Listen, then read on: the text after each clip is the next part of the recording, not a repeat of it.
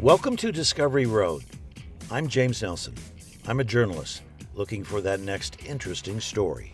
And I'm Gina Persinger, social media reporter. We're traveling on historic Highway 89 on the road to discovery.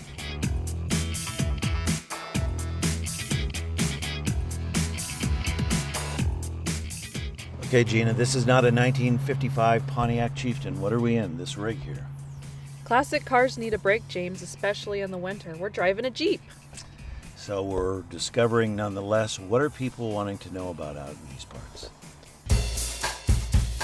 People on Facebook wanting about pioneers, their towns, their struggles, that sort of thing. Okay, here we go. Not but a couple blocks, we're going to find out some of the early stories.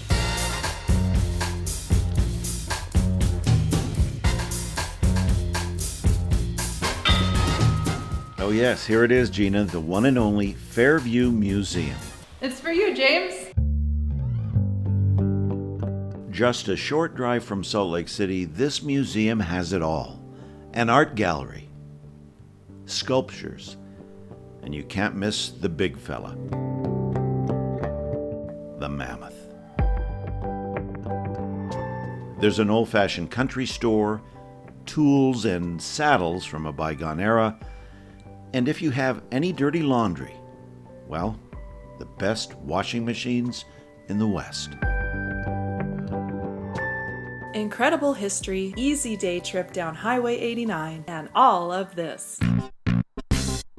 And so from the archives at Snow College, where all of our programs find a permanent home, we've dusted off a special show about Mormon pioneers, ghost towns, and the gripping story of John D. Lee.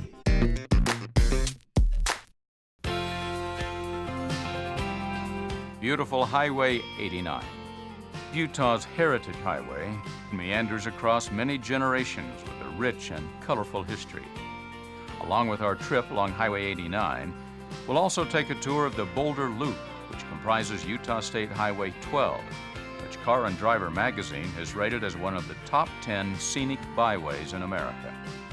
Intersecting with State Route 24, the Boulder Loop continues northward through the towns of Torrey, Bicknell, and Loa to join again with Highway 89. Along our journey, breathtaking scenery goes hand in hand with bold and inspiring stories of the Old West, told through the legacies of ancient native cultures, resolute pioneers, outlaws, artists, and movie stars. Like the explorers before, it's your turn to investigate this lovely and fascinating part of the state. So join me, Spence Kennard, and discover the remarkable history and present-day grandeur of beautiful Highway 89 and the Boulder Loop. It's hard to believe that this one-room log cabin housed a husband and wife and 5 children, but such was the life of the pioneers. Along Highway 89 and the Boulder Loop, there are several restored log cabins where visitors can catch a glimpse into what life was like for those who tamed the West. Shortly after the Mormon pioneers arrived in Utah, Brigham Young began a vigorous program to colonize the area. Eventually, Mormon communities sprang up from Canada to Mexico. Even areas like Las Vegas and San Bernardino, California, were founded by Mormon settlers. Most of the communities along Highway 89 and the Boulder Loop sprang from this colonization effort. So linger a bit in these Utah towns and savor the enduring architecture and learn of their rich heritage. Such is the story that is told in the town of Panguitch about the Quilt Walk. Food ran short in the winter of 1864, and it was decided that 7 men would cross the mountain to the community of Parowan, some 40 miles away, for supplies. However, in the mountains, their wagons became buried in waist-deep snow. Facing certain death, the men spread a quilt on the snow, and all knelt to ask God for deliverance. When they stood, they discovered an instant answer to their prayers, for the quilt they stood on had formed a big enough foundation so that they did not sink into the snow. Quickly gathering all the quilts with them, these men placed one after another to form a path down the mountain to safety. Each year, the city of Panguitch celebrates Quilt Days, as a reminder of the heroic efforts of these brave men and the goodness of the Lord. The settlement of Orderville was established by Brigham Young in 1875 as a great experiment in communal living called the United Order. The aim was to have all things in common and thereby have no poor. The community owned a tannery, a sheep ranch, and a woolen mill. The order prospered with assets of the 80 families increasing threefold in the first 4 years. But church leaders counseled the members to disband the order in the late 1880s. However, the early days of Orderville are remembered as a model of selflessness and devotion. The hole in the rock passage was carved out of solid rock by Mormon pioneers to this area in the 1880s. When this group of colonizers finally reached the rim of the Colorado River, they had a ledge 1,000 feet down to go through. They explored up and down the ledge, and they finally located this crevice that went down. It was just barely a crack. No one knows for sure how wide it was at the time. Some reports say it was not wide enough for a man to walk down through it. They decided that they could use blasting powder and widen out this crevice wide enough for the wagons to go through. They commenced work on it, drilling holes by hand with a single jack and a drill bit. And finally, they got that crack widened with the debris falling in the bottom. And after about a month and a half to 2 months of work, it was wide enough to take wagons down through there. But it was so steep. I mean, it was on a 45-degree angle. So they would rough lock the wheels of each wagon, and about 10 men would get a hold of the rope from behind. The driver would be up there sitting on the wagon seat, and he would start down through the hole with his team, and they took their wagons down through the crevice. There were 83 wagons that they lowered down through there in that fashion. Well, after they got to the river, of course, their troubles weren't over. They still had to get across the river, and so they had another crew of men, and they built a raft or a ferry boat.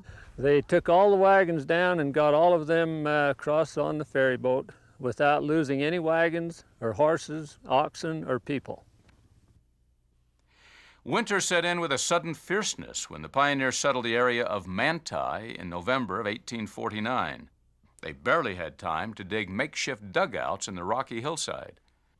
But with the arrival of spring, their challenges took a new and sinister turn. As the weather grew warmer, the settlers awoke in horror to find hundreds of dangerous rattlesnakes writhing inside their cave shelters. Toward night, the snakes came out of the hills. Snakes came out of all the rocks and crevices. They climbed into their cabins. They crawled in their beds, in their cupboards. Well, miraculously, no one was bitten. But historical accounts say that during one day alone, they killed over 300 rattlesnakes. The Manti pioneers survived many such obstacles to become a thriving community. Shortly before his death in 1877, Brigham Young visited Manti and dedicated Temple Hill for the building of a house of the Lord. During the next 11 years, pioneers from throughout the Utah Territory contributed labor and donations until the building was finished and dedicated in 1888. The Manti Temple is an immense 87,000 square foot building constructed with great care out of exquisite cream-colored limestone quarried nearby.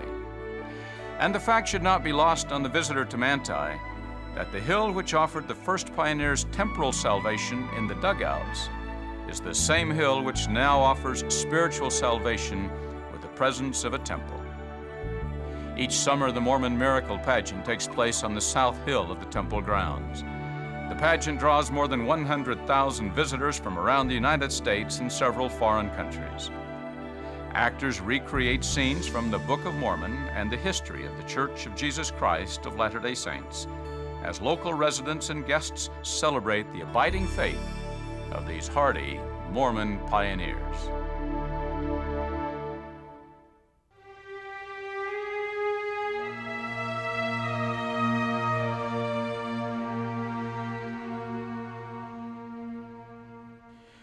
This is the final resting place of one of Utah's most famous pioneers, John Doyle Lee. Like other men and women who helped tame the West, Lee was born in the East and made his way across the plains with the Mormon pioneers. Once they arrived in Utah, these pioneers would almost certainly be sent to help settle outlying areas of the territory. It was not uncommon for folks like John D. Lee to be asked every couple of years to pack up his belongings and help settle a new community. John D. Lee was a quintessential pioneer. In fact, if you looked in the dictionary, the definition of pioneer, there would be a picture and a story about John D. Lee. He assisted in the settlement of many of the cities in Utah, including Provo. He also became accomplished in dealing with the Indians and helped to foster good relationships with them. He served as a probate judge in Utah as well. One of John D. Lee's greatest accomplishments was the establishment of Lee's Ferry on the Colorado River. Back in those days, it was very rough and a lot of rapids and difficult to cross. And John D. Lee managed to establish a ferry there, which enabled Mormon pioneers to cross the Colorado River and colonize Arizona.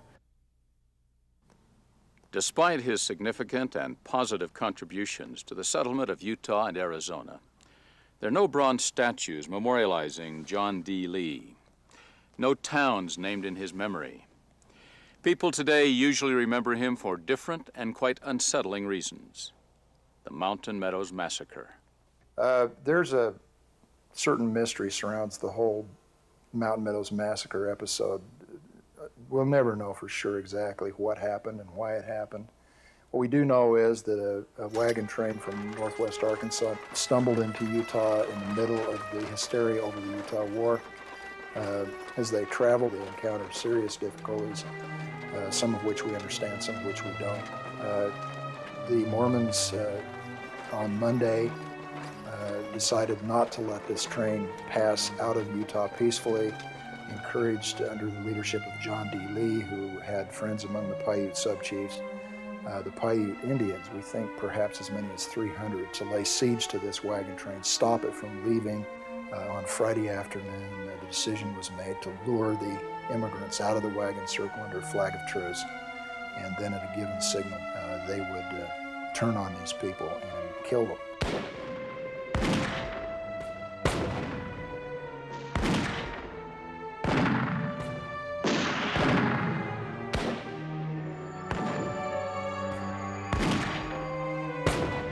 Sparing only those, quote, too young to tell the tale.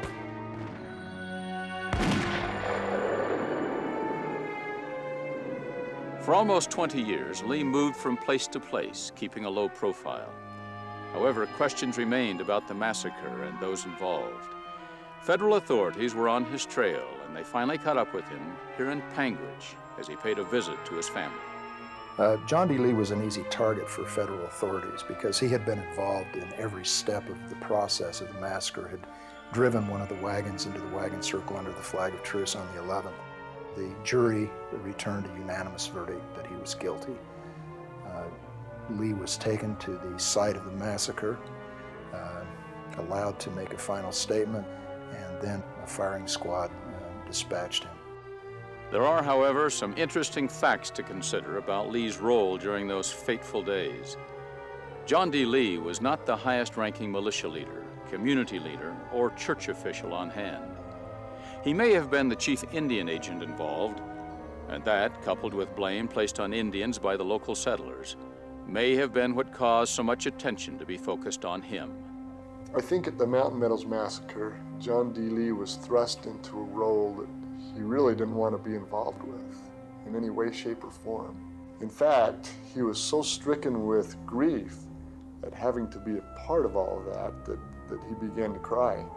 And the Paiute Indians that were there gave him the nickname Yagets, which means crybaby, because he was so grief-stricken at having to take part in that terrible thing.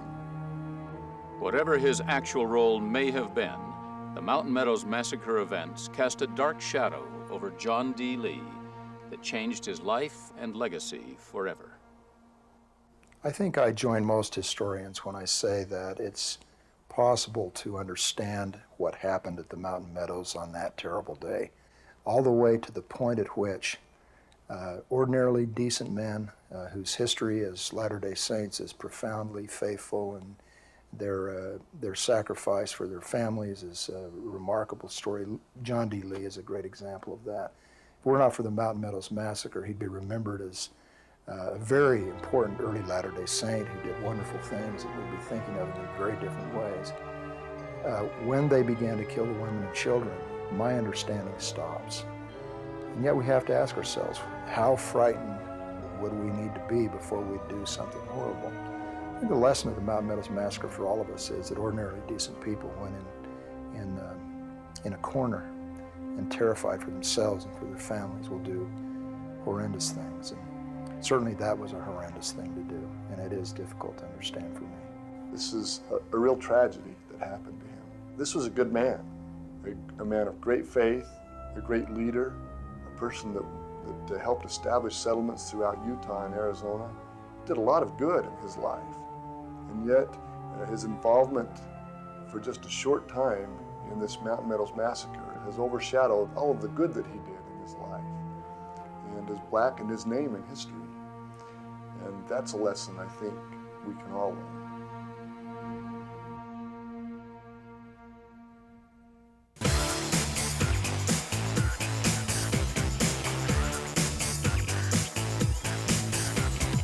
We cover a lot of miles along Heritage Highway 89. Well, alpacas are also guard animals. A lot of ground in search of the great stories, history, and culture on Discovery Road. The Manti Temple is significant to our family. It was a great place to grow up. She come with a Willie Handcart Company without a husband, with 5 small children. And we don't worry about losing the treasures we find.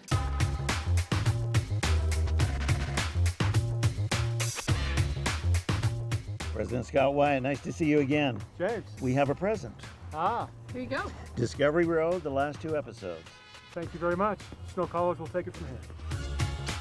From Discovery Road to the digital highway, Snow College is our save button. Archiving the discoveries for future generations to enjoy. Snow College, the place we call home when we're on the road.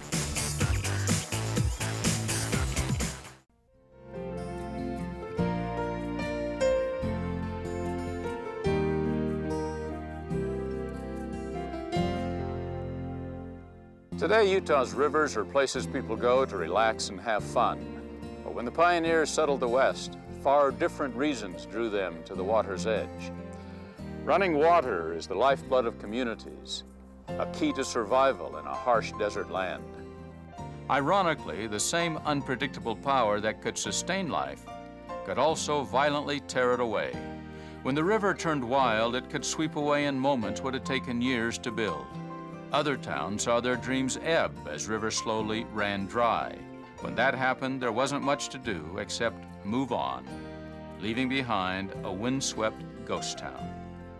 Today, Hillsdale is home to one of the best fly fishing areas in the state, but the river wasn't always so kind to this community.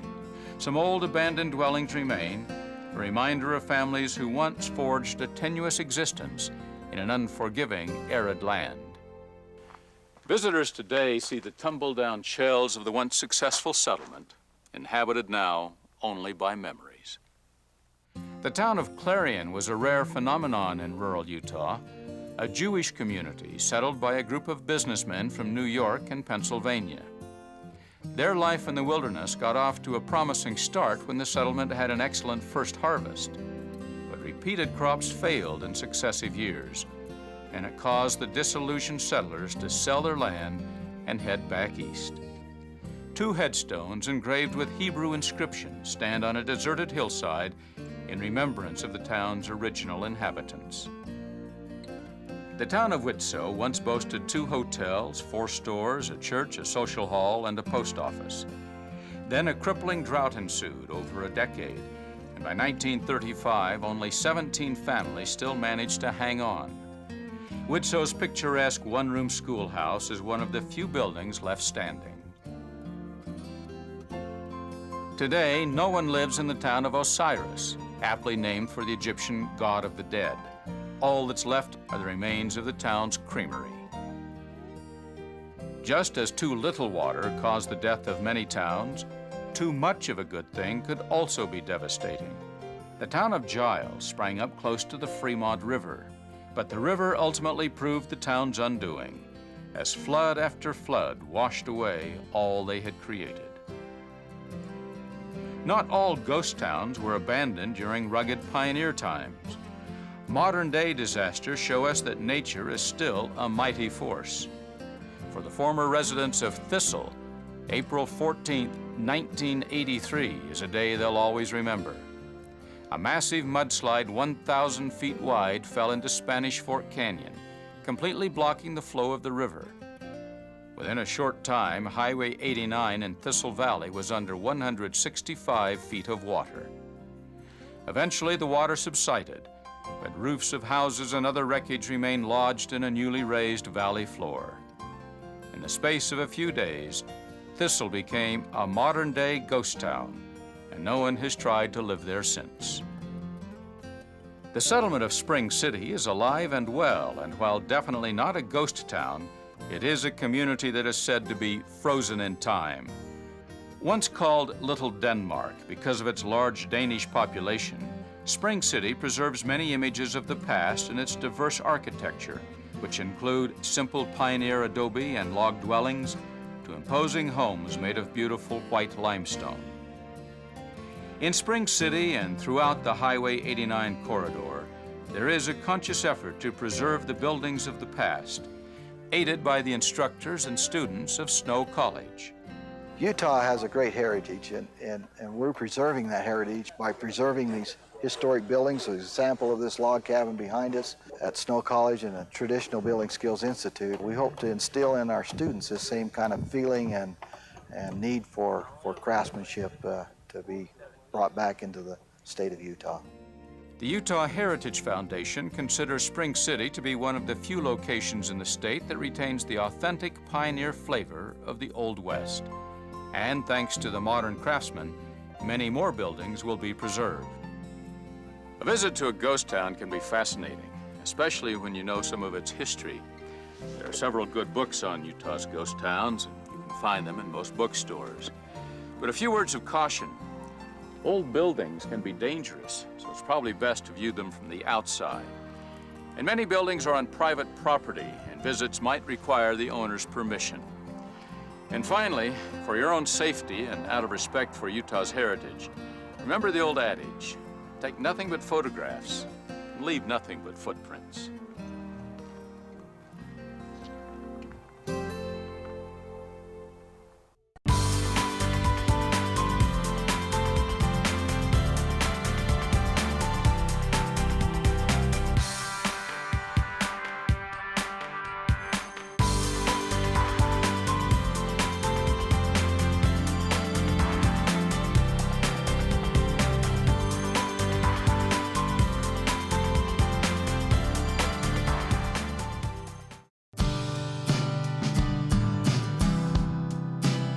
Amazing stories, some wonderful history in here, Gina. Yes, James, definitely worth stopping to see. And don't forget to check us out on Facebook and our website. Also, all of our shows are available on DVD, making great gifts year-round. And we'll see you next time on Discovery Road.